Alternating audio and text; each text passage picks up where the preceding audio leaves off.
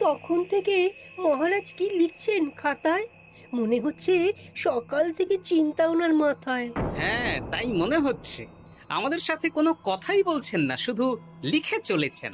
একজন মানুষ মনোযোগ দিয়ে কাজ করছেন আর তোমরা ক্রমাগত বকে চলেছো। না, আসলে মহারাজ কি কারণে চিন্তিত সেটা জানতে না পারলে আমাদেরও চিন্তা হয় বই কি। হুম, অর্থ বুঝলে, অর্থ। রাজকোষের অবস্থা খুবই খারাপ, আর সামনেই তো শিবরাত্রি পুজো। কিভাবে যে কি হবে কিছুই বুঝতে পারছি না। মহারাজ, এরকম হলে এবারে কিভাবে পুজো হবে?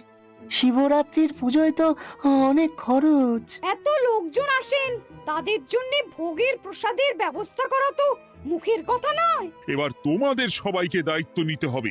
আমরা সবাই কি দায়িত্ব মহারাজ? আমি গতকাল তোমাদের রানীমার সাথে এই ব্যাপারে